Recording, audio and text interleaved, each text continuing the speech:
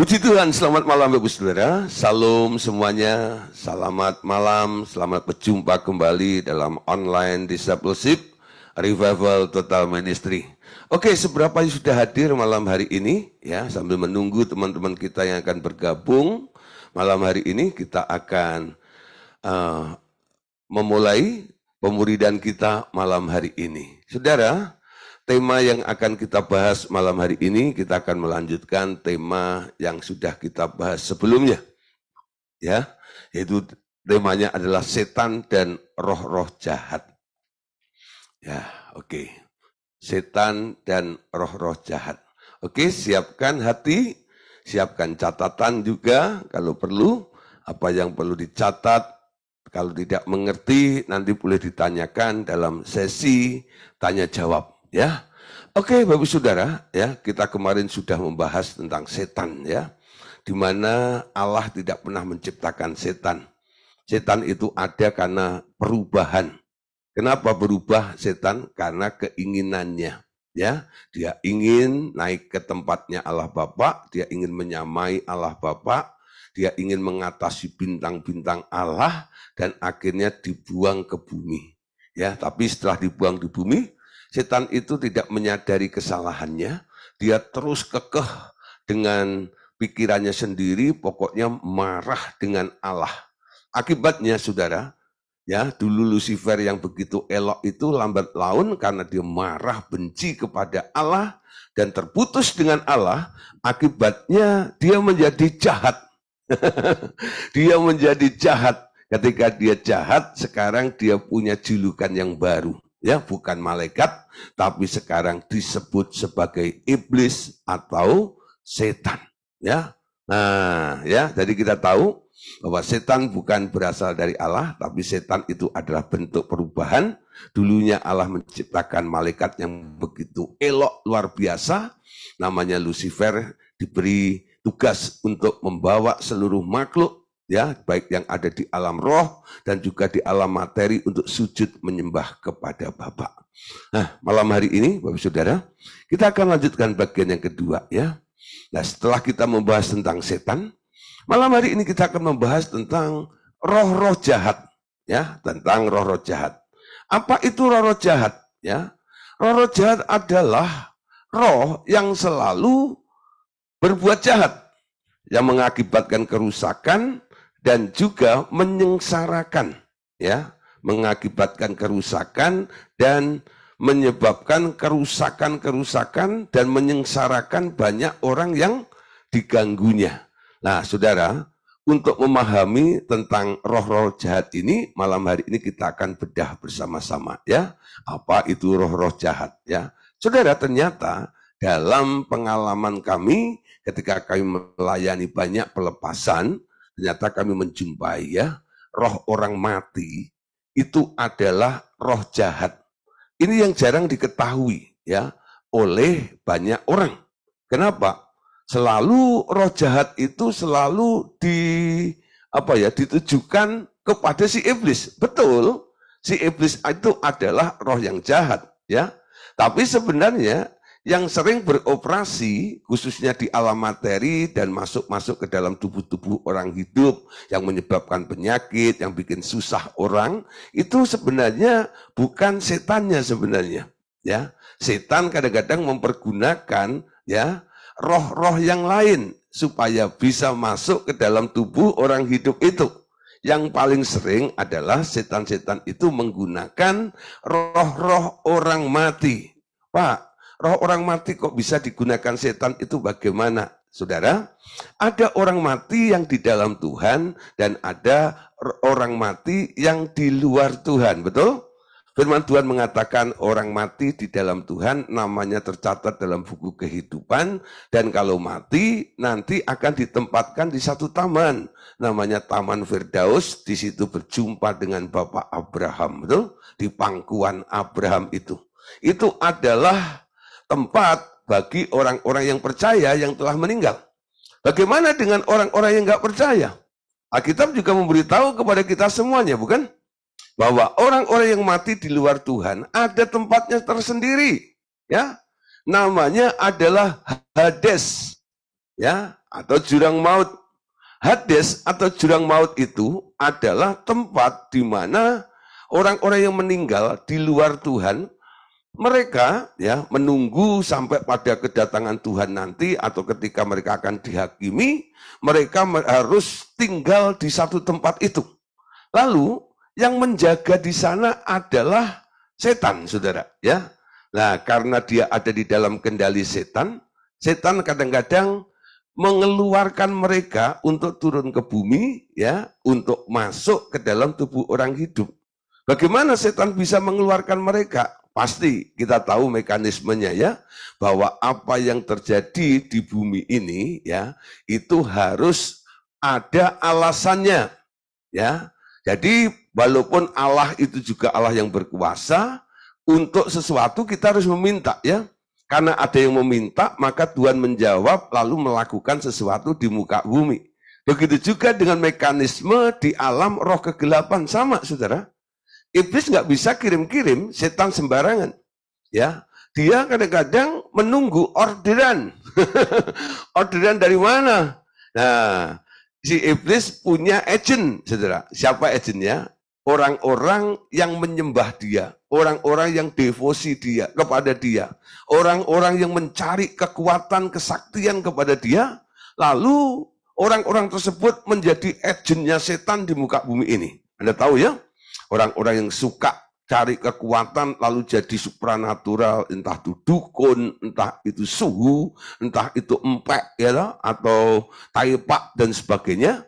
Nah, mereka dari mana dapat kekuatan itu? Nah, kalau mereka mau melakukan sesuatu untuk menghancurkan atau ngerjain orang lain, kadang-kadang mereka minta ada roh yang dikirim dari Hades untuk, ya, diizinkan keluar, lalu dimasukkan ke dalam orang-orang yang dimaksud tadi, sehingga orang-orang yang dimaksud tadi nanti akan mengalami banyak peristiwa-peristiwa yang buruk. Amin. Nah, saudara, itu kurang lebih garis besarnya, ya. Secara detail kita akan bahas. Dari sejak manusia jatuh ke dalam dosa, iblis mulai mendirikan kerajaannya, yakni kerajaan dunia, dengan manusia sebagai rakyatnya. Ya, kenapa, saudara? Karena itu orang duniawi yang mati juga menjadi rakyat atau anak buah si iblis. Ya, tadi sudah saya jelaskan, ya, orang duniawi yang mati, bukan orang yang di dalam Tuhan yang mati. Tapi orang duniawi yang mati juga menjadi rakyat atau anak buahnya si iblis, ya. Mereka menjadi satu kawanan dengan setan-setan yang sering disebut dengan istilah demons atau roh-roh jahat. Terutama yang selama hidupnya memang terjerat dalam sistem penyembahan berhala dan kuasa-kuasa kegelapan, ya, mereka yang terlibat dalam okultisme. Mereka menjadi alatnya iblis. Tujuannya untuk memaksakan kehendak iblis itu atas manusia, ya.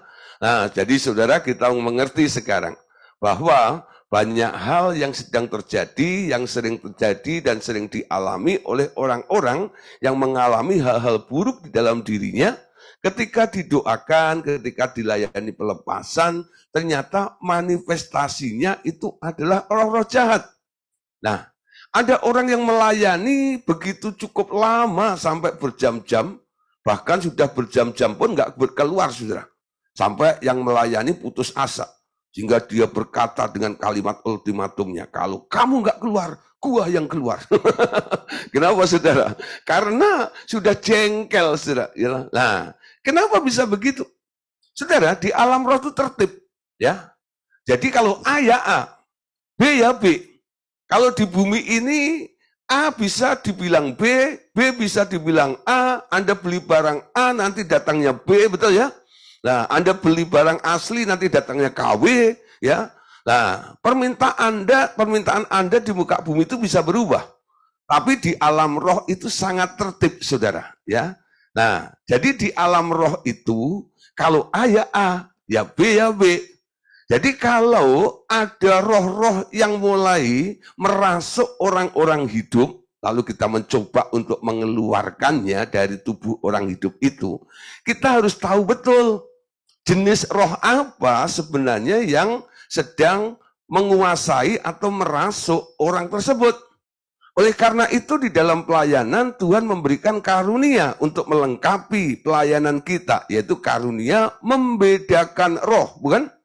Nah, orang-orang yang bisa membedakan roh, punya karunia membedakan roh, mereka akan mengerti jenis-jenis roh itu apa sebenarnya yang ada di dalam tubuh orang hidup itu. Sehingga mereka tidak ngawur dalam pelayanannya, semua dianggap setan.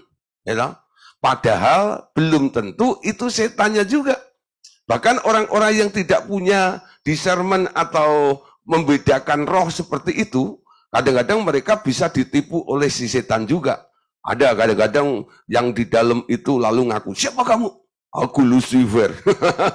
Wah, saudara, Lucifer itu sejak kapan, sampai kapanpun, tidak akan pernah masuk ke dalam tubuh orang hidup, saudara. Kenapa? Bagi dia terlalu hina, terlalu rendah, saudara. Ya, kita tahu, keinginan atau niat daripada Lucifer itu adalah duduk di tahtanya Allah Bapa. Kalau nempel, masuk ke dalam tubuh-tubuh orang hidup, lalu ditengkang-tengking, diusir sana-sini, dan sebagainya, ya, dengan kondisi seperti itu, Lucifer berpikir, kalau aku ditengkang-tengking ke sana kemari, diusir sana kemari, betapa rendahnya aku ini. Makanya Lucifer nggak pernah masuk ke dalam tubuh orang hidup. Nggak pernah nempel di tempat-tempat tertentu gitu, enggak. Lucifer itu maunya dihargai, Lucifer itu maunya disembah, Lucifer itu maunya dihormati, saudara. Dia gila hormat, ya, seperti itu. Makanya dia mulai kerahkan antek-anteknya, anak-anak buahnya. Nah, anak buahnya yang masuk ke dalam tubuh orang hidup itu ngaku-ngaku, saya Lucifer. Saya kalau melayani seperti itu, lalu ada yang bermanifestasi bilang, saya adalah Lucifer. Saya bilang, Lucifer dari Hong Kong, saya bilang. Kamu bukan Lucifer, kamu anteknya, kerucuknya Lucifer ya. Cepat sekarang, ya. Keluar enggak dari tubuh orang ini? Dengan mudah, saudara, kalau Anda tahu sebenarnya itu bukan bosnya, bukan? Itu hanya kerucuk atau anak-anak buahnya, kita lebih mudah untuk menangani ya kasus-kasus tersebut. Nah, saudara, yang paling banyak yang dikirim masuk ke dalam tubuh orang hidup itu adalah roh-roh yang terpenjara, yang tak lain tak bukan adalah roh-roh orang mati, roh-roh orang duniawi di luar Tuhan, yang mati, yang ada di bawah kontrolnya itu, dimasukkan dengan segala karakteristiknya. Biasanya ya dilihat dari ada kemiripan atau kesamaan dalam hal apa begitu, sehingga itu bisa menjadi akses, ya. Nah, sampai akhirnya roh orang mati yang dulu sebelum mati, dia mati karena penyakit ini, penyakit itu, atau karena kecelakaan, lehernya patah dan sebagainya. Ketika masuk ke dalam tubuh orang hidup, orang yang kemasukan roh orang mati itu merasakan juga sakitnya si mati itu. Nah, biasanya dokter-dokter nanti kalau memeriksa orang-orang sakit lalu bilang, ini kayaknya nggak ada penyakitnya, semua baik-baik. Tapi yang diperiksa bilang, sakit Pak. Ya sakit dok. Ya, lalu karena dia tetap ngomong begitu, dokter bilang, ini bukan sakit tubuh nih. Ini sakit jiwa. Lalu dikirim ke psikiater ya. Nah, di situ mulai saudara dikasih obat-obat penenang. Dipikir apa? Dia berhalusinasi, saudara. Ya, makanya dibunuh, dimatikan halusinasinya itu dengan obat-obat penenang seperti itu. Itu enggak menyelesaikan masalah. Roh yang mengganggu itu masih ada di tempat itu juga. Dengan kita belajar dan mempercayai bahwa roh orang mati itu juga adalah roh jahat. Nanti ini akan mempermudah untuk kita menangani setiap kasus dari orang-orang ya atau orang-orang yang Anda layani, itu nanti dengan mudah kita bisa lebih cepat untuk mengusir mereka ya. Nah, Bapak Saudara, nanti akan saya jelaskan lebih detail tentang bagaimana reaksi, ya manifestasi daripada roh orang mati itu ketika masuk ke dalam tubuh orang hidup. Namun saudara, ada kabar baiknya juga sebenarnya. Waktu kita melayani roh orang mati ini, saudara, jangan hanya ditengkang-tengking juga, ya. Kita tahu dalam kitab Markus dikatakan, pergilah beritakan Injil kepada segala makhluk. Ya, nah mereka sebenarnya masih bisa untuk diselamatkan. Ya, masih bisa untuk diselamatkan. Gereja Tuhan diberi otoritas, saudara. Apa yang kau ikat di bumi akan terikat di alam roh atau di surga. Dan apa yang kau lepaskan di bumi akan terlepas juga di alam roh atau di surga. Jadi semua termasuk makhluk-makhluk roh itu bisa kita lepaskan, bisa kita ikat, ya, bisa kita ubah keadaannya, karena gereja Tuhan adalah jawaban bagi setiap makhluk, baik yang ada di alam materi maupun yang ada di alam roh. Amin. Nah, saudara, Injil juga diberitakan kepada mereka. Dan kesempatan bertobat masih berlaku bagi mereka selama bumi itu masih ada. Ya, masih ada. Nah, saudara, Kolose 1, 19-20 kita tahu bahwa Allah Bapa ingin berdamai dengan mereka semuanya. Dengan darah Tuhan Yesus sebagai fasilitasnya, kita bisa ya memperdamaikan, menyelamatkan segala makhluk itu, asal makhluk itu mau percaya berita Injil yang Anda sampaikan ya kepada mereka. Kalau mereka nggak mau, ya sudah, terpaksa Anda harus usir, minta malaikat surgawi untuk tarik seret keluar, saudara. Ya, karena apa tujuan dalam pelayanan ini adalah kita membebaskan orang hidup itu dari pengaruh roh-roh orang mati tersebut. Atau roh-roh jahat itu. Itu tujuannya, bukan? Nah, jadi kalau dengan cara persuasif, ya, dengan kita kasih tahu keluar, sebelum keluar kalian harus percaya kepada Yesus, tidak mau, ya sudah, kita pakai jurus yang lama, ya, minta malaikat surgawi untuk seret mereka keluar dari tubuh orang hidup ini, karena tubuh orang hidup ini harus kudus, ya? Harus kudus. Nah, itu merupakan satu cara, ya. Oke, saudara, kita akan melihat beberapa ayat dalam Ulangan pasal 32 ayat 16 sampai ayat 17. Mereka membangkitkan cemburunya dengan Allah asing. Mereka menimbulkan sakit hatinya dengan dewa kekejian. Mereka mempersembahkan korban kepada roh-roh jahat yang bukan Allah, kepada Allah yang tidak mereka kenal, Allah baru yang belum lama timbul, yang kepadanya nenek moyangmu tidak gentar. Ya, bangsa Israel diingatkan, saudara, ya, supaya tidak ya menyembah Allah yang lain atau berharap kepada Allah-Allah dalam tanda kutip hanya kecil. Ketika bangsa Israel melakukan itu menjadikan satu hal yang menyakitkan hatinya Allah. Tadi dikatakan mereka membangkitkan cemburunya dengan Allah asing. Mereka menimbulkan sakit hatinya dengan dewa kekejian. Saudara, apa itu dewa? Ya, dewa dewi itu bukan malaikat, saudara. Ya, dewa dewi itu sebenarnya adalah tepekong. Ya, orang Chinese akan mengerti ya istilah tepekong. Tepekong itu adalah orang-orang mati sebenarnya.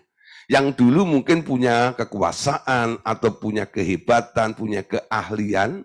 Ketika mati gitu ya, lalu disanjung, dipuja-puja.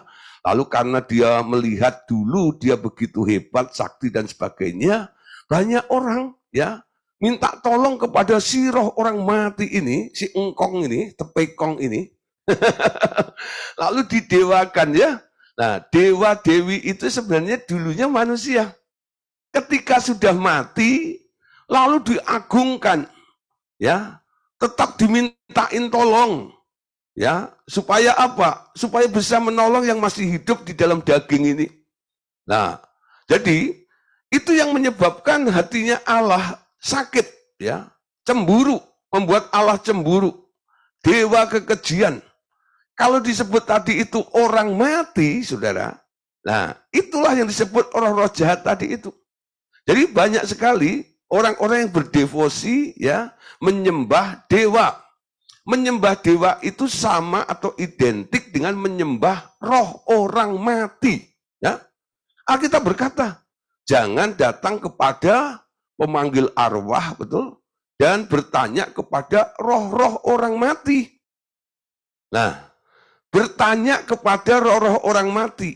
Saudara, roh-roh bertanya pada roh-roh orang mati itu artinya apa?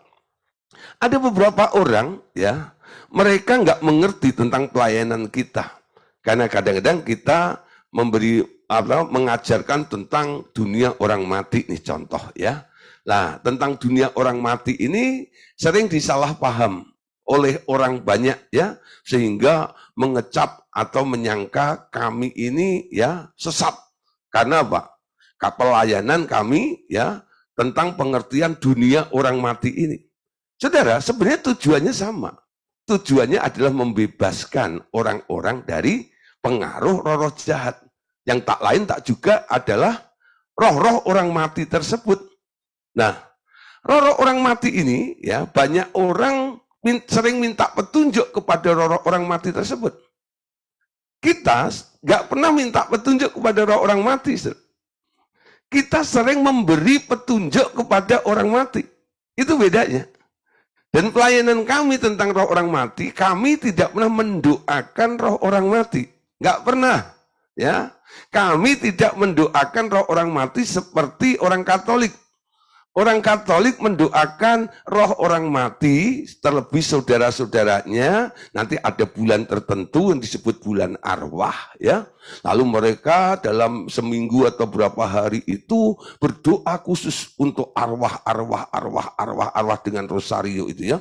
Nah, berdoa untuk arwah-arwah itu supaya ketika masuk dalam api penyucian, mereka beroleh keringanan dari Allah. Ya, yang kami lakukan bukan begitu. Kami juga tidak setuju dengan cara itu, ya. Nah, tentang pelayanan dunia orang mati yang kami lakukan adalah kami tidak memberi petunjuk, kami tidak mendoakan, tapi kami memberi petunjuk. Bedakan meminta dan mendoakan dengan memberi petunjuk. Memberi petunjuk itu artinya memberi arahan kepada yang belum mengerti, memberi arahan kepada yang tersesat, betul? Itu tugas kita yang kita lakukan juga kepada orang-orang yang hidup. Mereka punya hak yang sama. Kebanyakan banyak orang-orang mati yang kami jumpai dalam tubuh orang hidup, mereka nggak tahu, mereka nggak mengerti. Bahkan ada yang belum mengenal Tuhan Yesus juga. Ya, selain kita usir-usir, memang kita akan mengusir roh-roh itu, tapi sebelum dikeluarkan, mumpung saudara, mumpung bisa berdialog, mumpung bisa ketemu, ya. Nah, oleh karena itu, kami melakukan satu langkah, ya, yang lebih maju sedikit, yaitu apa? Bukan sekedar diusir, bukan sekedar dikeluarkan, kami memberitahu mereka juga bahwa ada kabar baik yang harus dia dengar. Kalau dia mau dengar, dia mau percaya, saya yakin saudara, nanti ketika kita keluarkan, kita minta malaikat surgawi untuk membawa keluar, dibawa ke tempat orang-orang yang percaya juga, sama. Kenapa? Haknya sama, karena roh-roh itu akhirnya mau percaya kepada Tuhan Yesus. Ya. Nah, saudara, Matius 12 ayat 24. Tetapi ketika orang Farisi, ya, tetapi ketika orang Farisi mendengarnya, mereka berkata, dengan Beelzebul penghulu setan, ia mengusir setan. Ya, nah, saudara, kita perhatikan, ya, satu pelayanan Tuhan Yesus, ya, ketika dia mengusir banyak setan ini, dia dibilang, katanya Yesus itu mengusir setan dengan kuasa Beelzebul. Nah, kata setan di sini dipakai kata ya the ruler of the demons ya. Nah, ini sebenarnya adalah roh-roh jahat ya. Banyak juga di masa Tuhan Yesus pelayanan, Tuhan Yesus menjumpai banyak orang-orang yang dirasuk dengan roh-roh orang mati. Nah, saudara, tentang si jahat tadi ya, iblis itu memang suka bikin pasukan, sehingga disebut sebagai jemaatnya iblis.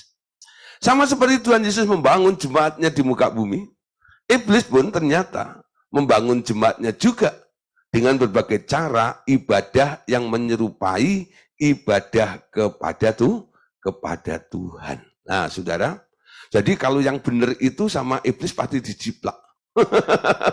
Anda tahu ya? Nah, ada gereja yang kudus, ya. Nanti ada namanya gereja setan ya.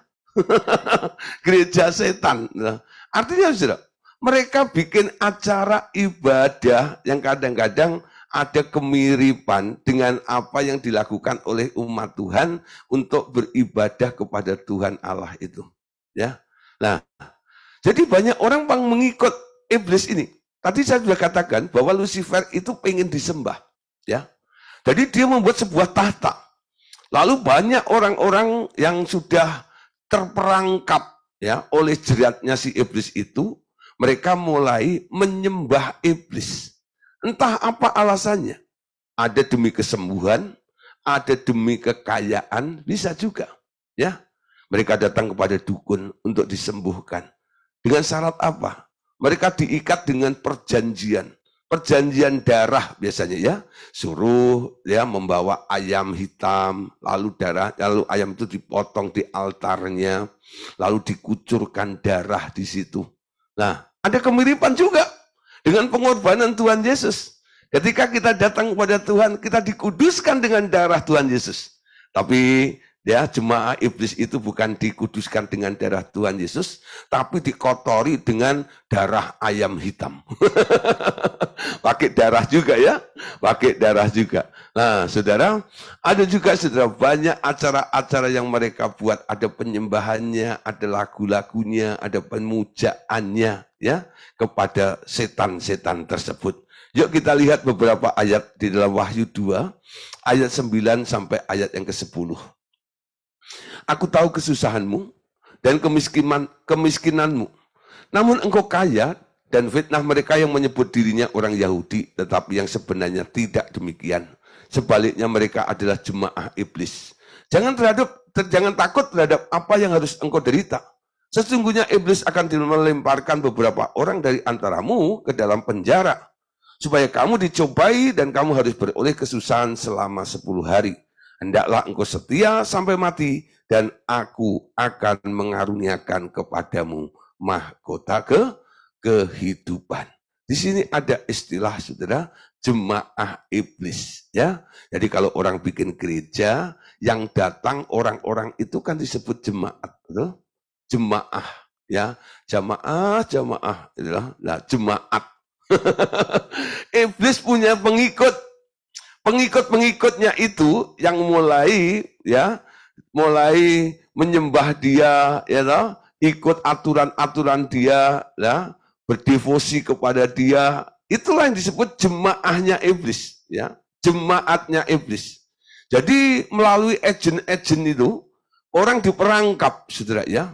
Jadi kalau orang datang kepada dukun, datang kepada suhu, datang kepada paranormal, datang kepada taipak, datang kepada empek ya. Nah, kelihatannya mereka mengalami ya way out dari masalahnya.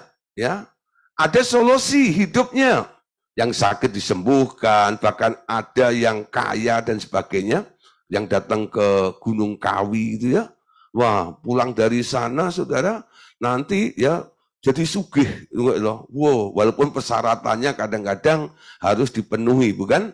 Ada yang harus tumbalnya salah satu anaknya gitu ya, ada juga yang harus melakukan omah bubrah ya.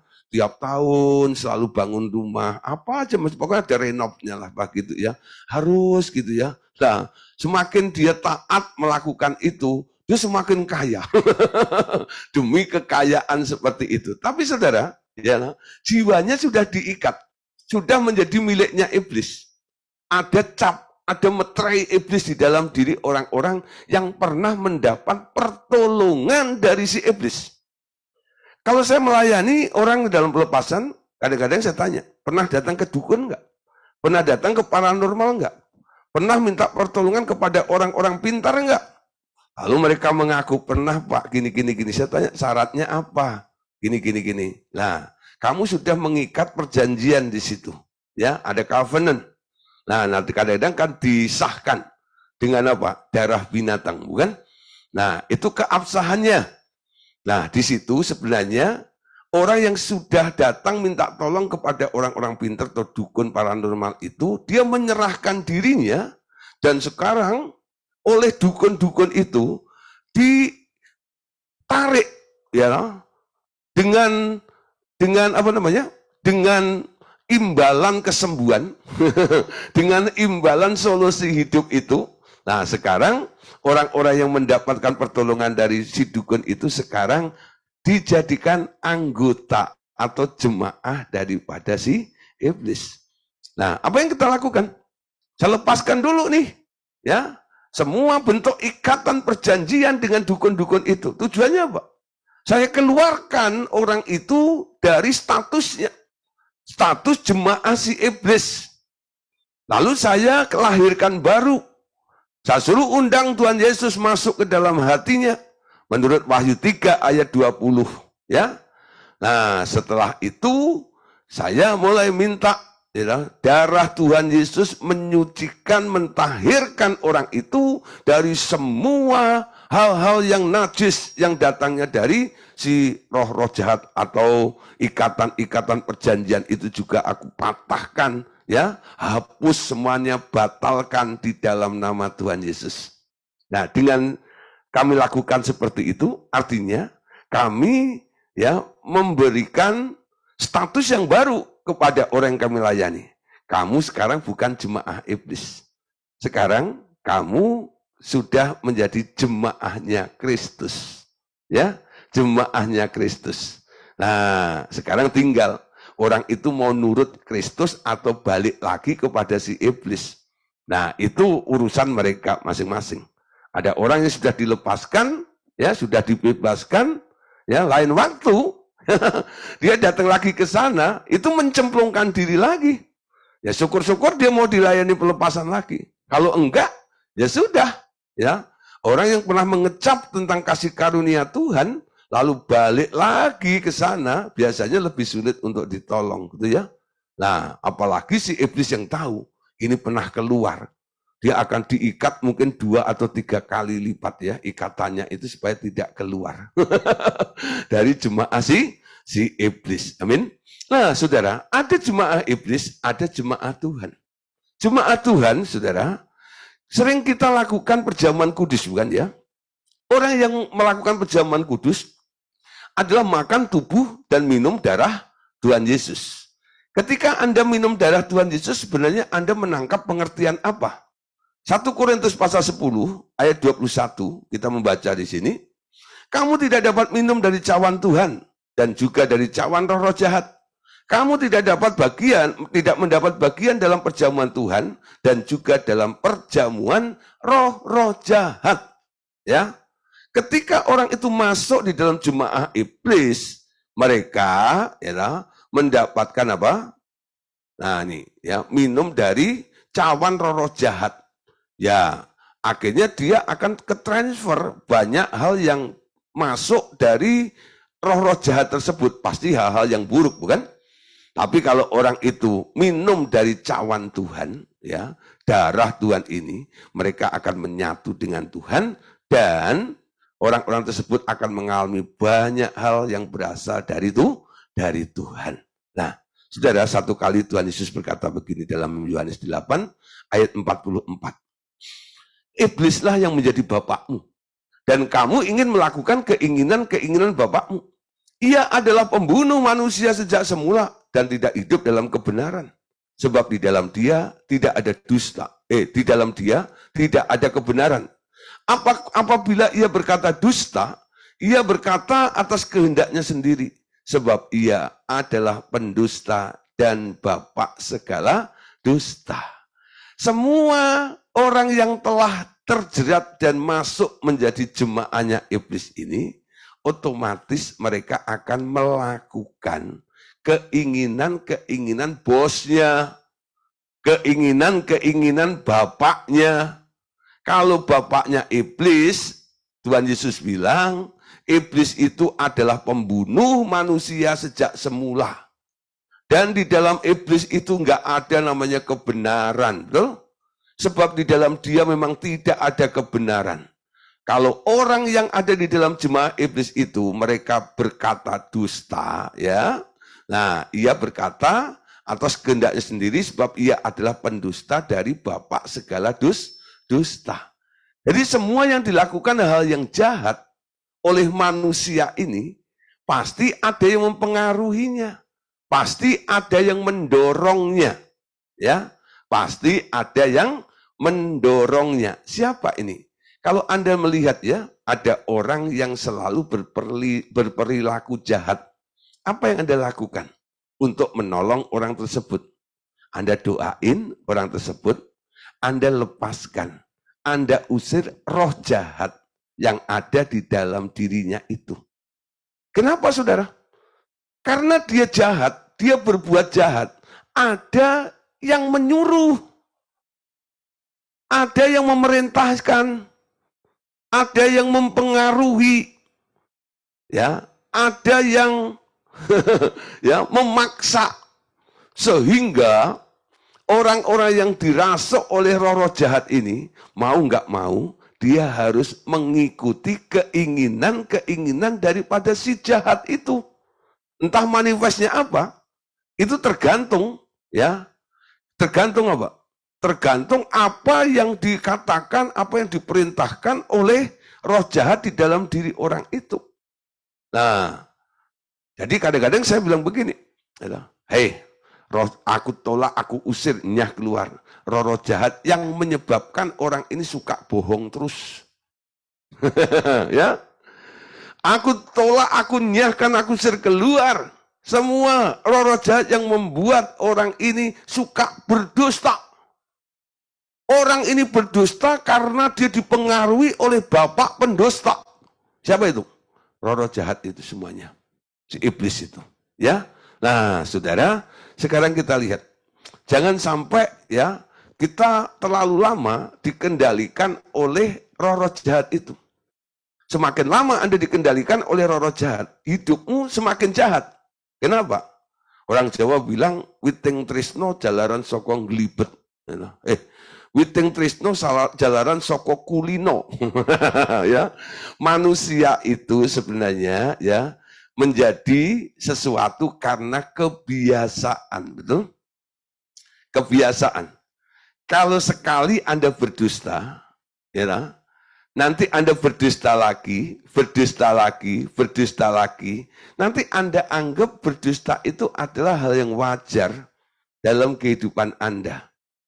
Kita tahu awalnya, ya, sebelum Anda berdusta, Anda disuruh berdusta oleh si iblis. Mungkin Anda masih bingung, mau berdusta lagi kah atau enggak? Si iblis mulai ya perintahkan lagi. Berdusta, ya. Keinginan-keinginan itu muncul terus, ya. Tapi kalau roh-roh jahatnya itu diusir keluar, yang nyuruh enggak ada. Lalu dimasukkan Tuhan Yesus yang punya keinginan yang baik, keinginan yang mulia, keinginan yang benar di dalam diri orang itu, otomatis orang tersebut nanti tidak akan ingin berdusta lagi. Dia akan berkata-kata dan berpikir yang benar seperti Tuhan Yesus yang ada di dalam dirinya. Amin. 1 Yohanes 3:15. Setiap orang yang membenci saudaranya adalah seorang pembunuh manusia. Dan kamu tahu bahwa tidak ada seorang pembunuh yang tetap memiliki hidup yang kekal di dalam dirinya. Saudara, kalau Anda lihat ayat sebelumnya, ya, nah, ia adalah pembunuh, betul? Nah, 1 Yohanes 3:15, setiap orang yang membenci saudaranya adalah seorang pembunuh. Ya, Tuhan Yesus membawa hukum yang baru ketika di muka bumi ini. Kalau Anda membaca dalam Matius pasal 5 tentang hukum Taurat versus hukum Taurat, ya. Hukum Taurat berkata jangan membunuh. Tapi hukum kasih karunia atau hukum anugerah berkata, ya, jangan marah. Ya. Saudara, marah itu adalah benih seseorang yang akhirnya nanti akan meningkat dari marah, akhirnya bisa membunuh orang itu. Jadi tensinya ditingkatkan, saudara. Dari marah biasa sampai super marah. Lalu super marah ini manifestnya adalah orang itu dilenyapkan alias dibunuh. Orang membunuh karena marah, betul? Karena marah. Nggak ada orang membunuh karena mengasihi, nggak ada, ya. Karena marah seperti itu. Nah, akhirnya dikatakan setiap orang membenci saudaranya adalah seorang pembunuh. Hati-hati. Ketika Anda sudah mulai marah, marah itu adalah celah, ya. Marah itu adalah celah. Untuk apa? Untuk iblis dan roh jahat ini intervensi di dalam kehidupan Anda. Dari Anda marah ini, nanti saudara, Anda akan menjadi seorang pembunuh. Situ ya. Tuhan Yesus berkata, kalau kamu marah, ya, jangan sampai matahari terbenam. Jangan sampai matahari terbenam. Cepat bereskan itu. Kalau dilanjutkan, marah itu nanti akan jadi pembunuhan. Kalau Anda sudah pada titik pembunuh, Anda sudah satu level dengan si bapaknya, si pembunuh itu, betul? Anda membunuh disebut si pembunuh, si iblis, si pembunuh, dia juga membunuh orang sama. Dari mana? Dari marah. Kenapa si iblis juga jadi pembunuh, saudara? Karena awalnya dia marah. Marah sama siapa? Marah sama Tuhan. Ya, saudara, ada satu kesaksian ya dari seseorang namanya Anton ya Skender LaVey ya. Anton Skender LaVey yang nama aslinya adalah Howard Stanton LaVey ya. Seorang keturunan Yahudi. Ya. Pernah mendirikan gereja setan pertama di San Francisco, California. Itu terjadi tahun 1966 dan Anton Skender LaVey atau Howard Stanton LaVey ini ya mengarang Satanic Bible ya, ini Alkitabnya yang isinya hampir semuanya bertentangan dengan isi Alkitab. Jadi ajarannya bertentangan dengan isi Alkitab. Dari mana dia dapat pewahyuannya? Kalau nabi-nabi yang menulis Alkitab datang dari Roh Kudus, nah ini pasti dari bapaknya, si iblis itu ya. Nah, ia mati karena paru-paru berair tahun 1997. Salah satu ucapan Anton LaVey berkata, ada binatang buas di dalam diri manusia yang harus dibina ya, exercise bukan ditengking, exercise ya. Nah, jadi Anton LaVey itu berkata, ada binatang buas, the beast ya di dalam diri manusia yang harus dibina, bukan ditengking. Ini yang ngomong adalah pendiri gereja setan pertama di San Francisco, California tahun 1966 dan juga yang mengarang Satanic Bible tadi ya. Dia berkata, di dalam diri manusia itu ya, ada binatang buas di dalamnya. Dan binatang buas di dalamnya itu harus dibina, bukan ditengking, bukan diusir keluar. Anda ngerti maksudnya, saudara? Kalau Anda membina orang pinter, ya, Anda membina orang baik, ya, orang Jawa bilang diopeni gitu, ya. Nah, orang baik atau orang pintar ini akan semakin baik, semakin pintar, bukan? Karena apa? Anda fasilitasi, Anda dukung, Anda bina. Tapi, ya, kalau orang jahat Anda bina, ya, pembinaannya bukan dibina untuk jadi baik, ditingkatkan supaya lebih ahli dalam bidangnya.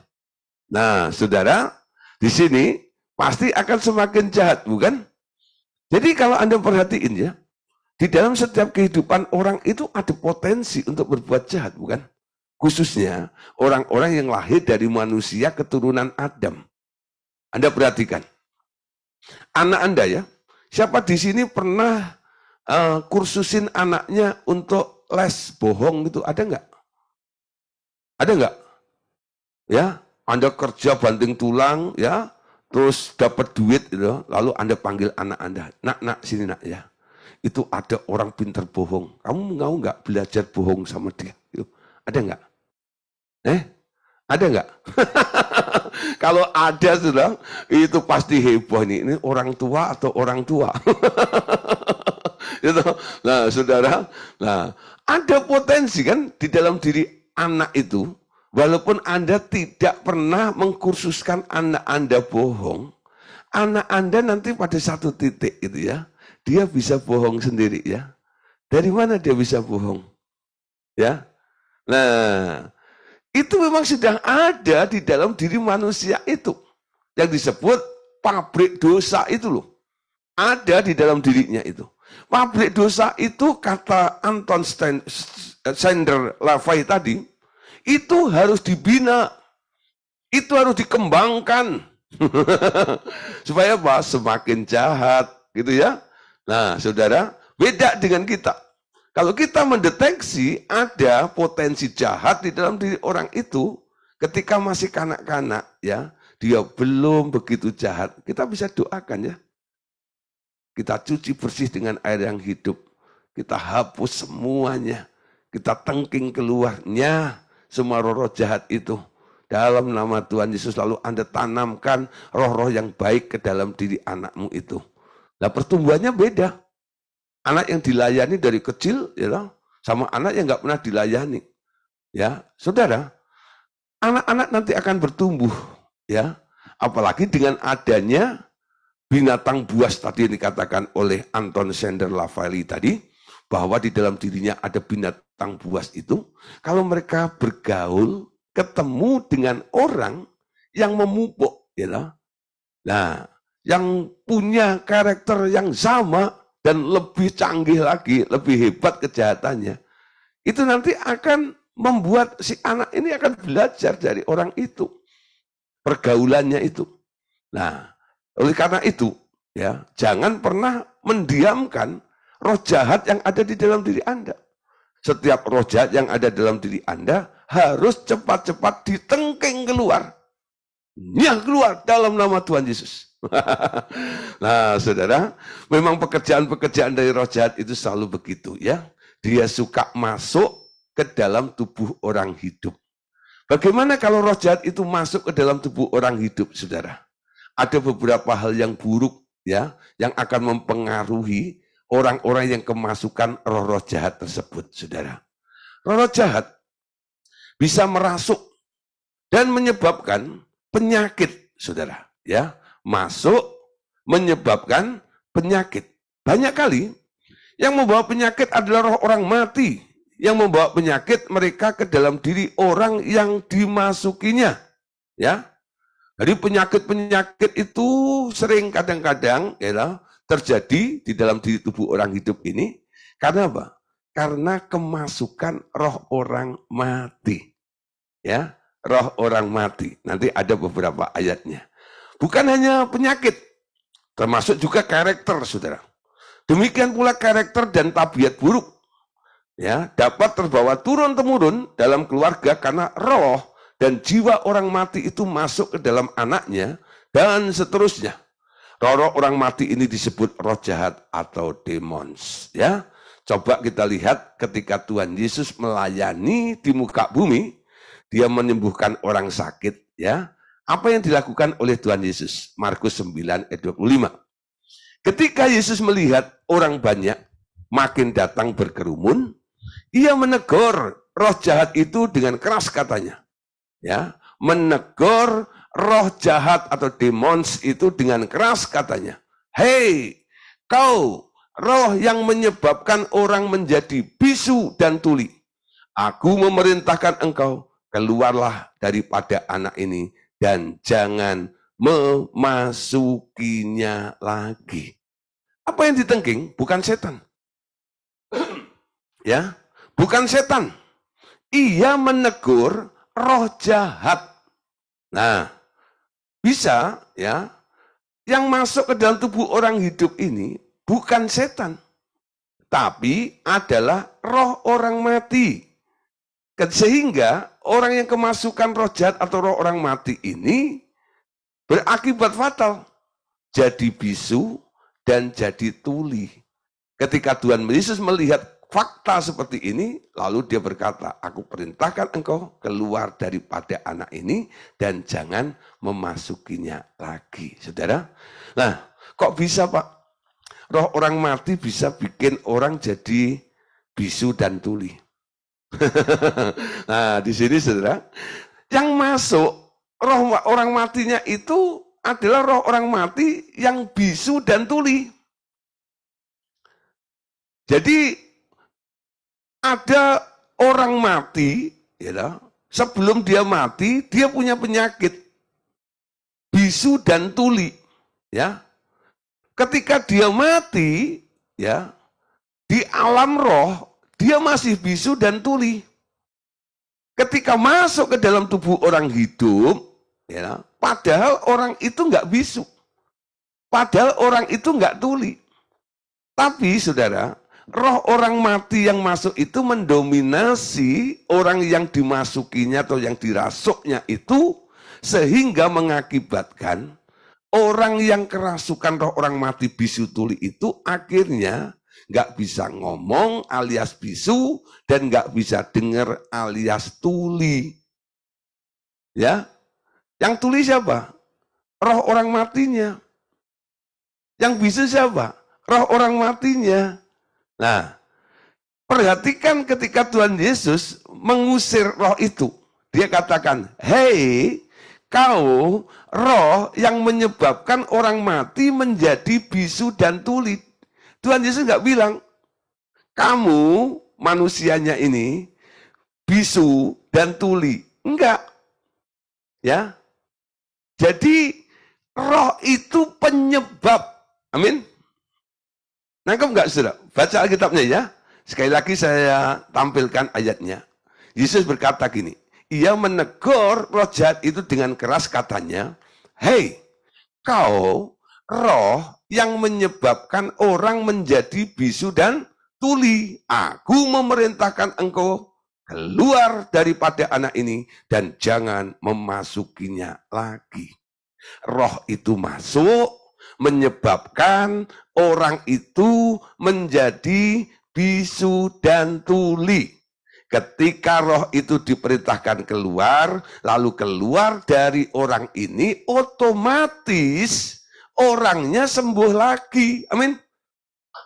Yang sakit siapa? Yang sakit siapa? Roh yang diusir keluar tadi, bukan?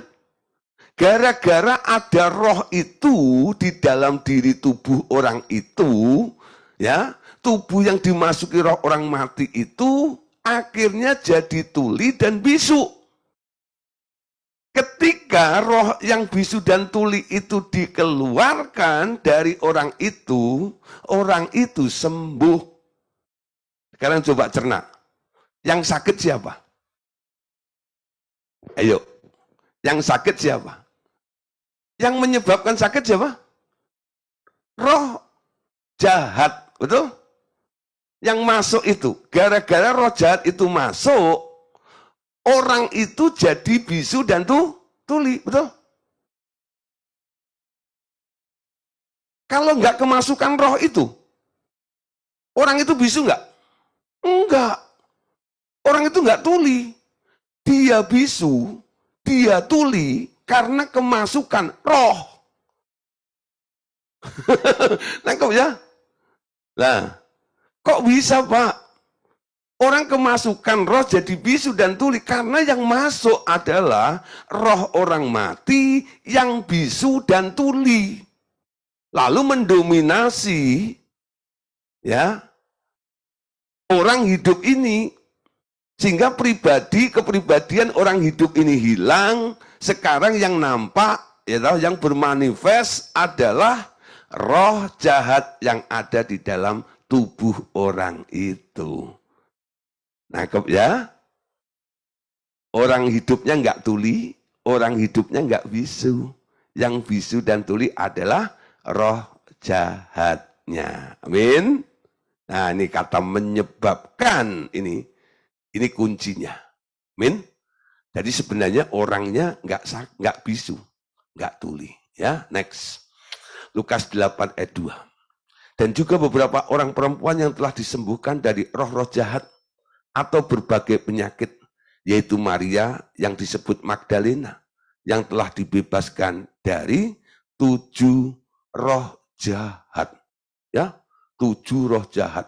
Baik saudara, ya, seorang perempuan dirasuk 7 roh jahat. Sehingga keadaannya jahat sekali. Parah. 7 roh itu bermanifestasi bersama-sama memakai satu tubuh orang. Bayangin saudara. Itu membuat keadaannya jadi parah sekali. Kenapa? 7 roh itu merusak. Roh jahat pada masuk dalam tubuh Maria Magdalena itu. Ya, nah, contoh lagi Lukas 13 ayat 11. Di situ ada seorang perempuan yang telah 18 tahun dirasuk roh sehingga ia sakit sampai bungkuk punggungnya dan tidak dapat berdiri lagi dengan tegak. Ya, ada seorang perempuan yang telah 18 tahun dirasuk roh sehingga ia sakit sampai bungkuk. Sebelum dia dirasuk roh, sampai dia sakit sampai bungkuk, dia belum bungkuk. Betul nggak ya?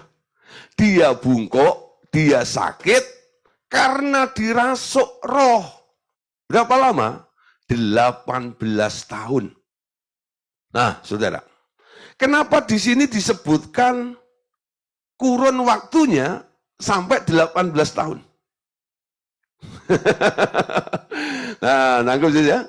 Saudara, untuk mengubah bentuk tubuh manusia itu enggak gampang dalam hitungan menit, bukan? Ya, awalnya manusia itu tegak ini. Untuk jadi bungkuk ini pasti pelan ya. Kalau langsung dibungkukkan patah itu tulangnya. Ya, nah, selama berapa tahun tadi? Selama 18 tahun itu, saudara ya, itu tiap hari gitu ya, condong dikit, lama-lama sudah bungkuk, gitu. Nggak tahu bagaimana cara roh jahat itu, ya. Saya percaya, saudara, roh itu kan fleksibel, bukan? Ya, roh itu fleksibel. Nah, jadi sebenarnya roh orang mati yang masuk ke dalam tubuh orang hidup ini sebenarnya roh orang mati yang bongkok, saudara. Ya, tapi ketika dia masuk ke dalam tubuh orang hidup, ya, postur tubuhnya nggak sama. Jadi pertama-tama roh orang mati itu harus ngikutin, saudara, patternnya si orang hidup itu ya. Jadi dia tegakin, tapi kan dia statusnya bungkuk dong, ya. Nah, itu yang memaksa tubuh yang tadinya tegak itu lama-lama jadi bungkuk, ngikutin.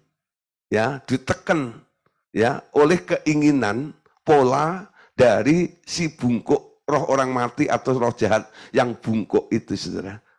18 tahun akhirnya orang itu jadi bongkok, saudara. Ya, loh, Yesus, saudara, datang ke situ, ya, lalu didoain, ya, ditepuk punggungnya, lurus.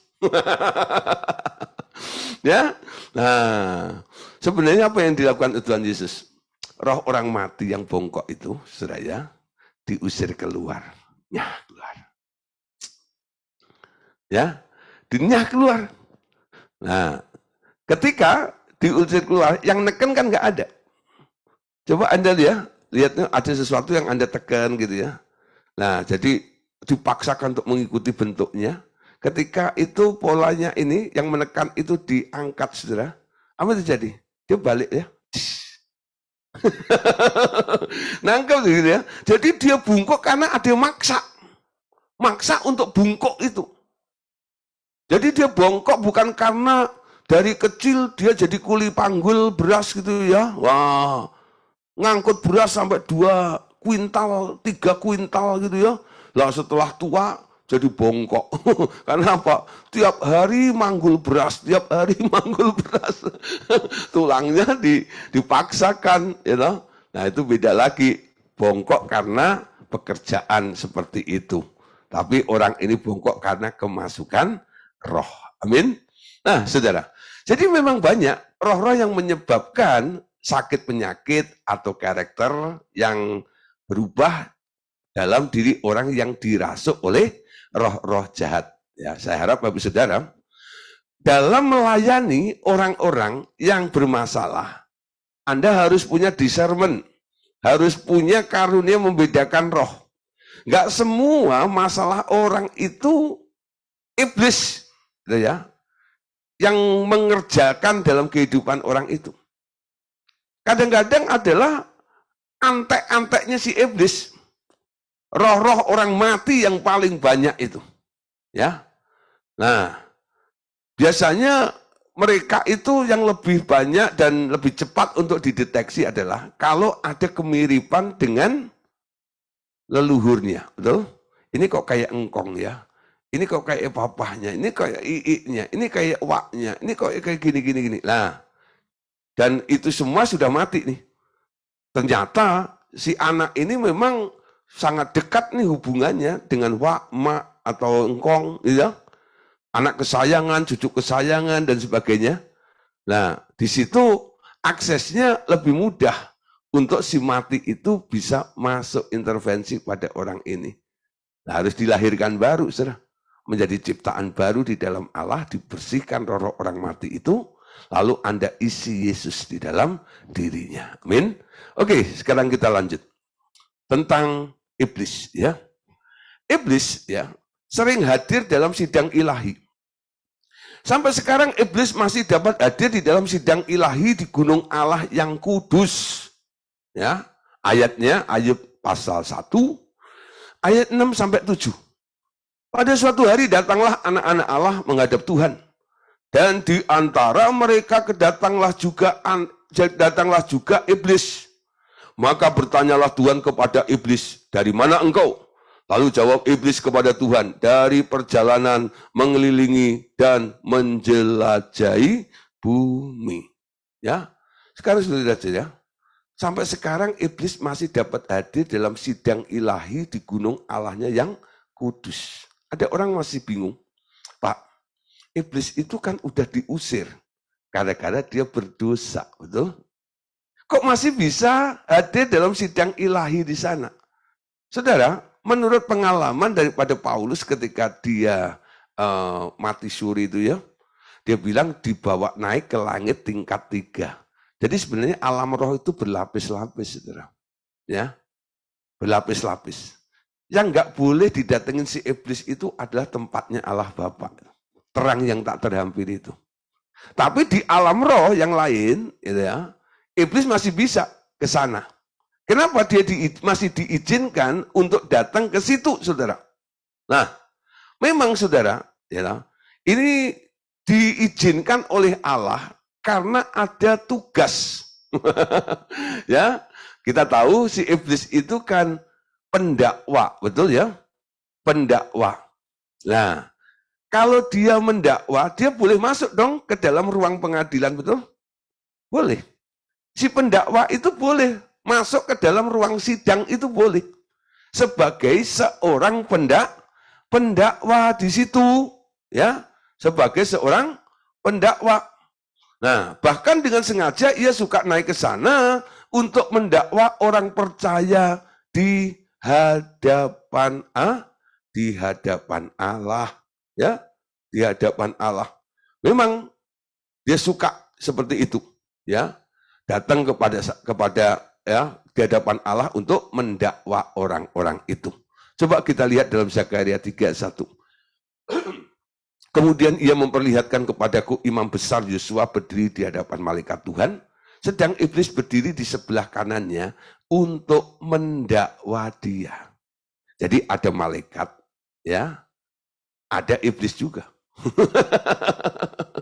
Ya, nah, saudara, ada malaikat Tuhan, ya, nah, berdiri di hadapan Yosua imam besar itu, Lalu iblis berdiri di sebelah kanannya untuk mendakwa Yosua pada waktu itu, saudara. Ya, nah, jadi memang dia suka seperti itu, ya. Jadi dia datang untuk mendakwa, ya, mendakwa. Nah, hati-hati nih, si pendakwa ini. Kalau Anda nggak punya pembela, ya, Anda nggak punya pembela, ketika didakwa ya Anda kelabakan. Orang yang nggak pernah menerima Tuhan Yesus sebagai Tuhan dan Juru Selamatnya, dia nggak punya pembela, betul? Yesus itu pembela kita.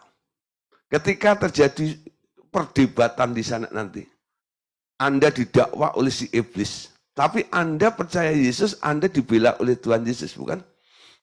Nah, Yesus, cara membelanya luar biasa, saudara. Kita memang pernah berdosa, kita memang pernah bersalah, betul? Si iblis selalu melihat, bukan Allah saja yang melihat kehidupan kita. Iblis pun juga mencari tahu apa yang kita lakukan untuk bukti, gitu, dakwaannya nanti. Jadi dia nggak sembarang ngawur mendakwa gitu, enggak. Dia punya argumen, dia punya alasan. Alasannya apa? Sejarah hidup manusia. Ya, kalau Anda pernah nyolong, iblis tahu jam berapa, detik ke berapa, hari apa, yang Anda colong apa, punyanya siapa. Catatannya komplit, saudara. Si iblis tahu. Kenapa? Dia suruh malaikat-malaikatnya untuk apa? Mengikuti Anda. Nanti dilaporkan. Ini dikumpulkan, saudara. Ya, ketika Anda nanti, nah, mulai ini ya masuk dalam pengadilan mau dinyatakan sebagai orang salah atau tidak. Nah, ketika Anda dinyatakan sebagai orang benar, ada yang nggak terima. Nggak bisa. Mana bisa? Dia kan pernah salah seperti itu. Nah, ketika si iblis mengajukan atau dia mulai menunjukkan barang buktinya itu di hadapan Allah Bapa, ya, tentang kejahatan Anda. Ternyata Anda percaya Tuhan Yesus dan Anda mengaku dosa. Betul? Ketika Anda mengaku dosa, dosamu dihapus, diampuni, bukan? Nah, barang buktinya sudah nggak ada. Iblis nggak nyadar itu. Dia tetap kekeh pada barang bukti itu. Tapi si pembela bilang gini, dia nggak pernah berbuat dosa. Pernah, tidak, pernah, tidak, pernah, tidak, pernah, tidak. Rame gitu. Sampai akhirnya Allah Bapa bilang, stop. Ya, semua harus dibuktikan. Lalu panggil malaikat surgawi yang mencatat ya perbuatan baik dan jahat hidup Anda. Ya, coba bawa catatannya si Polan itu. Ya, kata si iblis ya hari Kamis Kliwon, jam berapa gitu, dia katanya nyolong sendal. Nyolong sendal. Nyolong sendal gitu ya. Betulkah itu? Dicari di buku catatan perbuatan baik Anda. Ternyata nggak ada, saudara. Kosong. Malaikat surgawi tunjukkan bahwa nggak pernah tuh. Nggak ada tuh. Iblisnya nggak terima. Saya masih ingat itu. Buktinya semua saya catat, ini loh. Gitu. Tapi kan catatannya nggak ada. Si iblis mulai emosi. Dia bilang ini, malaikat jangan-jangan waktu jam itu kamu ketiduran ya. Malaikatnya digituin bilang ini, enak aja. Malaikat itu nggak pernah ngantuk tahu. Malaikat nggak pernah tidur. Masa saya bilang ngantuk tidur? Nggak. Gitu. Tapi mana catatannya? Karena nggak ada barang buktinya, catatannya nggak ada, argumennya iblis kalah. Dia pergi. Lalu bapak tanya pada anaknya, ya makanya ada lagu, ada bapak bertanya pada anaknya, gitu ya. Nah, si bapak tanya kepada si anak, ya, ye, kan nggak enak kalau susus, nanti kalau suster kan, ye, gitu ya. Nah, kok bisa? Ini gimana ceritanya? Nah, si Yesus bilang, ini, ya sebenarnya si Polan itu pernah nyolong sendal, tapi dia minta ampun. Yaitu catatan dosa tak hapus dengan darahku. Barang buktinya aku buang ke tubir-tubir laut. Ya, Gak ada lagi. Ya, untuk alasan si iblis mendakwa si Polan ini. Oh gitu ya. Makanya Bapak Saudara, rajin-rajin minta ampun sama Tuhan ya. Jangan bilang, Tuhan kan tahu, Tuhan kan mengampuni. Saya nggak perlu minta ampun, pasti diampuni. Itu hyper grace namanya. Ya. Gak usah minta ampun. Tuhan sudah tahu. Ya. Harus minta ampun. Ya. Menyadari kesalahan kita itu penting. Memang kita juga harus menyadari kebenaran, itu juga penting. Tapi ada orang yang ngotot, bilang ini, nggak perlu menyadari kelemahan, nggak perlu menyadari kesalahan kita. Yang penting kita menyadari kebenaran itu. Nah, itu membuat orang nggak pernah mengaku salah di hadapan Tuhan. Dosa yang diampuni adalah dosa yang diakui. Amin. Ketika Anda mengakui karena Anda sadar, Anda berdosa. Betul? Nangkep ya? Jadi Anda jangan bingung nih dengan istilah yang dipakai oleh hypergrace itu. Nggak perlu menyadari kesalahan. Sadari kebenaran saja. Gitu ya. Saya bilang nggak bisa. Roh Kudus menginsapkan supaya kita sadar akan dosa kita. Amin. Nangkep ya? Kalau nggak belajar begini, Anda akan terombang-ambing. Enak saudara kalau Anda nggak menyadari kesalahan Anda. Tiap hari menyadari kebenaran aja. Dosa sudah diampuni, dosa sudah dihapus. Gak usah minta ampun, gak usah berubah. Pokoknya selamat. Enak. Nanti kalau sampai sana nggak masuk surga jangan nyalahin. Ya. Nah di sini saudara, saya ajar begini supaya Anda nggak nyesel nantinya. Ya, minta ampun. Si iblis itu mendakwa. Dosa yang Anda akui diampuni oleh Tuhan itu menghilangkan barang bukti. Sehingga iblis nggak bisa mendakwa Anda. Amin. Nah, jangan alergi untuk minta ampun. Nah, si iblis itu yang suka mendakwa itu, nanti akhirnya seperti apa? Saatnya akan tiba, mereka akan disuruh turun dan dimampatkan di atas bumi.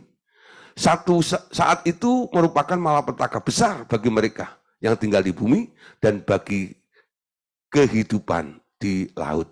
Coba lihat Wahyu pasal 12, ayat 10 sampai 12. Lalu aku mendengar suara yang nyaring di surga berkata, sekarang telah tiba keselamatan dan kuasa dan pemerintahan Allah kita dan kekuasaan yang diurapinya karena telah dilemparkan ke bawah pendakwa saudara-saudara seiman kita yang mendakwa mereka siang dan malam di hadapan Allah kita. Mereka mengalahkan dia oleh darah anak domba, oleh perkataan kesaksian mereka, karena mereka tidak mengasihi nyawa mereka sampai harus menghadapi maut. Karena itu, bersukacitalah, hai surga, dan hai kamu sekalian yang diam di dalamnya. Celakalah kamu, hai bumi dan laut, karena iblis telah turun kepadamu dalam geramnya yang dahsyat, karena ia tahu bahwa waktunya sudah singkat. Ya, saudara, nanti kalau sudah pada sesi ini, si iblis dimampatkan di bumi ini. Orang yang ada di bumi itu, wah, itu namanya kesusahan besar. Kenapa? Dia tahu waktunya sudah mepet, dia kerja 10 kali lipat, saudara. Kejahatan ditingkatkan dan sebagainya, penderitaan semakin hebat, itu yang masih tinggal di bumi. Yang nggak rapture nih khususnya gitu loh. Aduh, gitu ya. Dan disebut kesusahan besar terjadi. Makanya kita mulai hidup kudus, ya, lebih mengasihi Tuhan, supaya hari Tuhan datang Anda nggak ketinggalan, amin. Anda boleh diangkat, nggak ketemu dengan iblis yang sudah marah seperti itu, ya. Nah, saudara, iblis juga dimanfaatkan oleh Allah. Sekalipun mereka telah dibuang dari surga, iblis dan roh-roh jahatnya tak segera dimusnahkan ke dalam api neraka, karena mereka masih dimanfaatkan untuk menjalankan hukuman Allah bagi manusia, dan juga dipakai untuk menyempurnakan anak-anak Allah di bumi, seperti Tuhan Yesus yang disempurnakan melalui penderitaan. Ya, iblis dimanfaatkan, bukan dipakai oleh Allah. Amin. Kalau dipakai itu berarti Allah setuju dengan apa yang dilakukannya. Tapi kalau dimanfaatkan sebenarnya Allah nggak setuju, Tapi karena itu harus terjadi, karena hukum sebab akibat, betul ya? Upah dosa adalah maut dan sebagainya. Nah, iblis akhirnya bisa intervensi kepada Anda. Ketika iblis sedang intervensi, kadang-kadang Tuhan memanfaatkan apa yang sedang dikerjakan iblis dalam diri manusia itu demi apa? Tujuan Allah. Tujuannya apa, saudara? Manusia itu ketika enak kan susah untuk ditegur, betul ya? Tapi kalau sedang mengalami masalah, apalagi susah hidupnya, kalau ditegur lebih mudah, betul? Nah, ketika iblis membuat orang itu menderita, susah dalam hidupnya, mulai ini Tuhan mau memulihkan, memberitahu, membuat orang itu bertobat kadang-kadang. Dimanfaatkan oleh si iblis. Dalam pelajaran kita yang berjudul brokenness, ya, ini merupakan salah satu cara terakhir Allah untuk mengubah manusia. Ya, sebenarnya Tuhan itu kadang-kadang datang dengan lembut menegur kita, loh, dibisikin, diomongin, gitu ya, ditowel, gitu ya, dicubit, gitu ya, ditarik, gitu ya. Tapi Anda nggak mau. Nah, ketika sudah Anda menurut jalan Anda sendiri membangkang dengan Allah dan seperti itu, bukan berarti Allah telah melepaskan Anda, enggak. Allah menunggu satu kesempatan lagi. Ketika iblis mulai beroperasi, gara-gara Anda jauh dari Allah, perlindungan Allah, protection Allah hilang dari Anda dihajar oleh si iblis itu. Nah, di situ Allah punya kesempatan. Ini tak manfaatkan nih. Dalam penderitaan ini, orang itu kapok enggak? Mau bertobat atau enggak? Ya, ada orang loh, udah menderita, ya loh, dan sebagainya, tapi enggak berbalik kepada Allah, ada. Ya, loh? Ya, tapi kebanyakan nih, kalau orang sudah menderita, lalu datang nih, ya, kepada hamba Tuhan, datang ke bengkel rohani, Pak Gideon, ya, aduh hidup kok kayak begini, gini, macam gitu. Gitu ya. Tahu ya, itu akibat dari kesalahan. Dengan tinggal tenang dan bertobat terletak kekuatanmu. Mau nggak bertobat? Ya, mudah untuk diomongin. Tapi kalau dia belum mengalami namanya brokenness, kehancuran seperti itu, nanti kalau dinasihati itu masih bantahan biasanya. Tapi kan gini Pak, tapi kan gini Pak. Tapi kalau udah ngalami brokenness gitu, saya nasihati gitu itu cuma nunduk aja gitu ya. Nunduk sambil berlinang air mata gitu ya. Saya taruh ember di bawahnya gitu ya. Kan Alkitab bilang tampung air matanya. Saya kasih tisu. Setiap saya ngomong tuh nangis, menyentuh hatinya itu dan itu. Saat kapan? Saat penderitaan terjadi. Amin. Saat iblis menggocoh orang itu. Ya. Nah, 1 Samuel 16 dan 14. Tetapi roh Tuhan telah mundur daripada Saul dan sekarang ia diganggu oleh roh jahat yang daripada Tuhan. Nah, seolah-olah ayat ini ya, Tuhan itu ya, yang memberikan roh jahat itu kepada Saul kan? Enggak, saudara. Kenapa roh jahat itu bisa beroperasi dalam diri Saul? Karena Saul nggak taat. Ya, dia nggak taat, lalu dipecat oleh Tuhan, dia marah, betul ya? Apalagi melihat Daud telah diurapi oleh Samuel, ya, dia iri, dia kecewa. Lalu kadang-kadang roh jahat itu bermanifest dalam dirinya, kayak orang gila kadang-kadang, betul ya? Si Saul itu. Nah, di sini ya, roh Tuhan mundur. Roh jahat bisa masuk dalam diri orang itu ya. Nah, terus 1 Samuel 16 ayat 23. Dan setiap kali apabila roh yang daripada Allah itu hingga pada Saul, maka Daud mengambil kecapi dan memainkannya. Saul merasa lega dan nyaman dan roh yang jahat itu undur dari padanya. Ya, oke, Ibrani 2:10. Sebab memang sesuai dengan keadaan Allah yang baginya dan olehnya segala sesuatu dijadikan, yaitu Allah yang membawa banyak orang kepada kemuliaan juga menyempurnakan Yesus yang memimpin mereka kepada keselamatan dengan penderitaan. Ya, dengan penderitaan. Saudara, kadang-kadang penderitaan ya yang dikerjakan oleh roh jahat itu bisa juga untuk jalan penyempurnaan. Baik dalam Tuhan Yesus maupun juga dalam kehidupan kita orang yang percaya. Amin. Oke ya. Efesus 6 ayat 12. Karena perjuangan kita bukanlah melawan darah dan daging, tetapi melawan pemerintah-pemerintah, melawan penguasa-penguasa, melawan penghulu-penghulu dunia yang gelap ini, melawan roh-roh jahat di udara. Ya, nah, Hakim-Hakim 3 ayat 1-2. Inilah bangsa-bangsa yang dibiarkan Tuhan tinggal untuk mencobai orang Israel itu dengan perantaraan mereka, yakni semua orang Israel yang tidak mengenal perang Kanaan. Maksudnya hanya supaya keturunan-keturunan orang Israel yang tidak mengenal perang, yang sudah dilatih berperang oleh Tuhan. Dicobai untuk sebuah latihan. Ya, nah, kabar baiknya untuk roh-roh jahat ini, ya, Allah itu adil, betul? Allah yang maha adil sebenarnya menyediakan jalan pendamaian. Tidak hanya bagi manusia yang hidup di bumi saja, melainkan juga segala makhluk roh yang lain.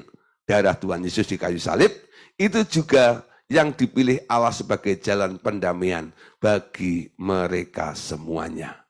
Hal ini tak dapat dimengerti kebanyakan orang. Tetapi Paulus menerima pengertian seperti ini dan menuliskannya untuk kita fahami.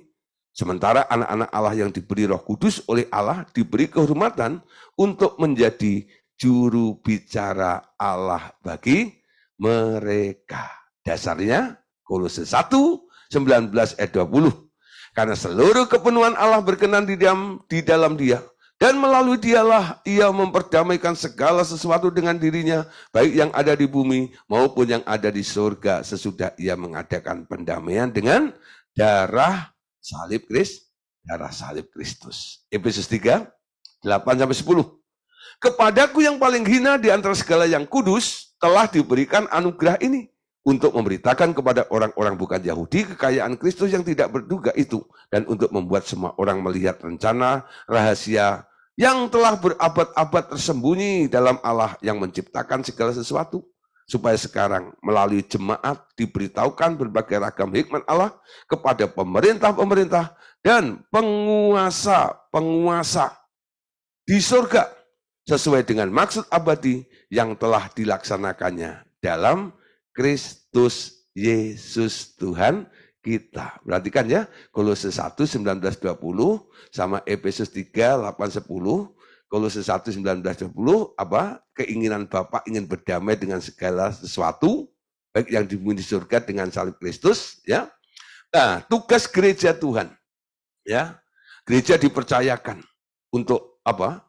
Untuk masuk dalam rencana Allah itu, ya, memberitakan berbagai ragam hikmat Allah kepada pemerintah-pemerintah, penguasa-penguasa di alam roh, saudara. Yaitu untuk makhluk roh juga, amin. Nah, dua ayat ini sulit untuk dipahami, ya, untuk orang-orang yang nggak mengerti tentang kasihnya Tuhan.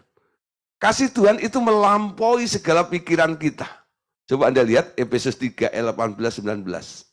Aku berdoa supaya kamu bersama-sama dengan segala orang kudus dapat memahami betapa lebarnya dan panjangnya dan tingginya dan dalamnya kasih Kristus, dan dapat mengenal kasih itu sekalipun ia melampaui segala pengetahuan. Aku berdoa supaya kamu dipenuhi di dalam seluruh kepenuhan Allah. Saudara, untuk memahami tentang penginjilan segala makhluk ini, kalau Anda menggunakan nalar, akalmu nggak bakal bisa terima, betul? Makanya ayat ini ditulis. Paulus berdoa supaya kamu bersama-sama dengan segala orang kudus dapat memahami betapa lebar, betapa panjang, betapa tinggi, betapa dalam kasih Kristus. Dan dapat mengenal kasih itu sekalipun melampaui segala pengetahuan. Melampaui segala pengetahuan. Tentang apa? Kasihnya Tuhan untuk segala makhluk itu loh. Selama ini yang kita tahu adalah Injil untuk manusia, bukan? Kasih Tuhan, saudara, melampaui itu. Kalau Anda nggak ikut melampaui dari pengetahuanmu, ya Anda nggak akan setuju dengan Injil untuk segala makhluk. Tapi kalau Anda nangkep hatinya Allah, ingin berdamai, baik yang di alam materi maupun yang ada di alam roh dengan darah salib Yesus itu kasihnya Allah. Amin. Alami kepenuhan Allah dalam hidupmu. Makanya Anda akan mengerti. Ya, puji Tuhan di RTM kita disingkapkan perkara ini. Sehingga kita boleh memahami tentang kasihnya Tuhan. Yang begitu lebar, begitu panjang, begitu tinggi, begitu dalam. Amin. Mengasihi segala makhluk itu. Bagian terakhir sekarang. Bagaimana mengusir setan dan mengusir roh-roh jahat. Saudara perhatikan di sini. Sekalipun kita diberi kuasa untuk menginjak ular dan kalajengking, namun perlakuan yang kejam dan berlebihan terhadap mereka bukan pencerminan dari kasih dan kemuliaan Allah. Amin. Jangan arogan maksudnya. Ya. Kita harus mencerminkan siapa yang mengutus kita. Untuk mengusir setan dan roh jahat itu karena kita diutus oleh Allah. Betul ya? Yang penuh kasih dan penuh dengan kemuliaan. Kasih dan kemuliaan itu harus tercermin dalam pelayanan kita ketika kita mengusir setan. Caranya apa? Jangan perlakukan mereka dengan kejam. Amin. Nah, kenapa saudara? Perlakuan yang kasar kepada mereka akan mengundang reaksi yang kasar pula dan merugikan kita secara berlebihan pula. Ya. Coba kalau Anda melayani orang sedang bermanifestasi, lalu ada roh jahat atau setan di dalam dirinya, lalu Anda perlakukan dengan kasar. Aku cincang-cincang, aku bom, gitu ya. Aku injak-injak, gitu loh. Aku gampar, aku gintam, wah, gitu ya. Apa itu jadi? Nanti manifestasinya akan brutal biasanya gitu ya. Tidak, wah, berontak seperti itu, ya. Nah, ada orang yang dilayani di bengkel rohani, ya, ketika kami layani pelepasan, ya, lalu selesai dibilang, Pak, kok enggak seheboh dulu, Pak? Nah, jadi dia masih berpikir nanti kalau dilayani itu heboh gitu. Nah, saya bilang gini, sekarang jarang-jarang roh-roh itu bermanifestasi ketika keluar dari tubuh orang yang kami layani, dia bikin heboh. Kenapa, Pak? Kuncinya cuma satu. Ketika kami melayani mereka, kami perlakukan mereka dengan tidak kejam. Kami kasihi. Kan Alkitab berkata, kasihilah musuhmu dan berdoalah bagi mereka yang menganiaya kamu. Betul? Nah, jadi orang yang melayani itu harus punya hati mengasihi dulu. Kalau Anda melayani orang, sementara Anda benci kepada orang itu, Anda cenderung untuk merusak, untuk menghancurkan. Betul? Tapi kalau Anda mengasihi, Anda cenderung untuk bisa memperbaiki, memulihkan, dan menyelamatkan. Itu tergantung.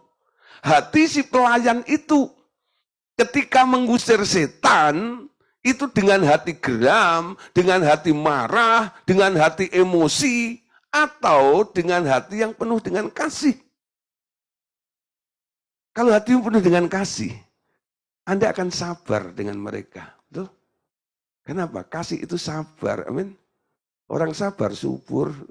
Nah, sabar. Beda dengan orang yang benci. Udahlah, gak banyak cincang. Babat habis saja. Oh, saudara, nyak keluar. Wow, manifestasinya luar biasa. Ya. Kadang-kadang melayani satu orang aja, saya butuh bantuan 5 orang, betul ya? Pegang kepala satu, pegang tangan kiri kanan, pegang kaki kanan kiri, betul ya? Nah, Pak Among itu dulu suka jadi jagoan pegangnya kan, zaman di Cipaku tuh ya. Oh, sebelum direvisi itu ya. Wow, tuh Pak Andreas Tengking loh. Wah, gitu loh. Semua tim masuk. Satu orang itu dipegang 5 orang. Gitu. Tapi setelah saudara ada revisi, ya, cara melayani yang benar sesuai dengan hatinya Allah yang penuh dengan kasih. Kadang-kadang kita nyaris nggak butuh catcher gitu ya. Ya, cukup keluarnya kadang-kadang hanya cukup dengan menguap, kadang-kadang cukup dengan batuk, kadang-kadang cukup dengan berkeringat gitu ya. Udah terjadi pelepasan keluar. Kenapa? Karena roh-roh itu kita perlakukan dengan lembut, saudara. Tidak dengan kasar dan kejam. Amin. Zakaria 3 ayat 1-4. Kemudian ia memperlihatkan kepadaku imam besar Yosua berdiri di hadapan malaikat Tuhan yang sedang iblis berdiri di sebelah kanannya untuk mendakwa dia. Lalu berkatalah malaikat Tuhan kepada iblis itu, Tuhan kiranya menghardik engkau. Hei iblis, Tuhan yang memilih Yerusalem kiranya menghardik engkau. Bukankah dia ini puntung yang telah ditarik dari api, adapun Yosua mengenakan pakaian yang kotor. Waktu dia berdiri di hadapan malaikat itu yang memberikan perintah kepada orang-orang yang melayaninya. Tanggalkanlah pakaian kotor itu daripadanya. Dan kepada Yosua berkata, lihat dengan ini, aku telah menjauhkan kesalahanmu daripadamu. Aku akan mengenakan kepadamu pakaian pesta. Ya, cara mengusirnya apa? Kiranya, ya, Tuhan kiranya menghardik engkau. Bukan aku, itu bukan ya. Tuhan kiranya, ya, minta Tuhan membawa mereka keluar kadang-kadang gitu ya. Bukan aku bawa keluar, aku seret, aku tarik keluarnya dalam nama Tuhan Yesus, enggak. Ya, minta Bapak Surgawi untuk mengirimkan malaikat surgawi untuk membawa keluar. Kadang-kadang gitu ya. Yang kita lakukan begitu ya. Siapa yang masih suka tengkang-tengkingnya? Aku. Apa? Aku. Kalau udah aku, ya, nanti kalimat berikutnya pasti yang arogan-arogan gitu. Tapi kalau Anda dengan rendah hati katakan, Bapak Surgawi, sekarang aku minta malaikat surgawi dikirimkan untuk membawa roh-roh ini keluar. Kalimatnya masih lembut, amin. Nah, ini caranya. Kalau zamannya Zakaria ini, kiranya Tuhan. Kalau sekarang kita tahu pelayanan malaikat, kita minta Bapak Surgawi mengirimkan pasukan malaikatnya. Yudas 1 ayat 9. Bahkan pemimpin malaikat Mikael dalam satu perselisihan bertengkar dengan iblis mengenai mayat Musa. Tidak berani menghakimi iblis itu dengan kata-kata hujatan. Melainkan berkata, kiranya Tuhan membentak engkau. Membentak engkau. Nah, ini nasihat bagi para doling nih. Ya, jangan ngomong yang jahat-jahat tuh. Ya, ketika Anda sedang berdoa keliling, hati-hati. Doa kelilingnya boleh. Tapi ketika doa keliling itu apa yang Anda ucapkan? Mencerminkan kasihnya Allah dan kemuliaan Allah atau tidak? Atau Anda malah jadi orang yang preman yang sedang keliling gitu ya? Nah, ini beda. Akhirnya apa, saudara? Si iblis itu, kalau dia sudah nggak mau bertobat, dia akan dipenjara dan dibinasakan. Amin? Oke, dalam masa kerajaan 1000 tahun, iblis dan roh-roh jahat akan disimpan dalam jurang maut dan Tuhan Yesus menjadi raja di Yerusalem. Dunia akan mengalami damai sejahtera karena tak ada mereka. Tempat mereka di udara dan di atas kota-kota digantikan oleh anak-anak Allah yang akan memerintah bersama Tuhan Yesus 1000 tahun. Ya, Wahyu 20 ayat 2. Ia menangkap naga, si ular tua itu, yaitu iblis dan Satan.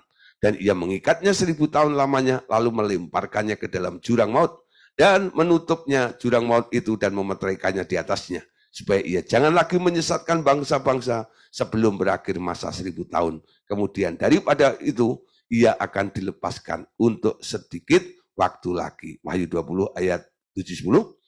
Setelah masa 1000 tahun itu berakhir, iblis akan dilepaskan dari penjara dan ia akan pergi menyesatkan bangsa-bangsa pada keempat penjuru bumi, yaitu Gog dan Magog. Dan kemudian mengumpulkan mereka untuk berperang dan jumlah mereka sama dengan banyaknya pasir di laut. Lalu naiklah mereka ke seluruh daratan bumi dan mengepung perkemahan tentara orang kudus dan kota yang dikasih itu. Tetapi dari langit turunlah api menghanguskan mereka.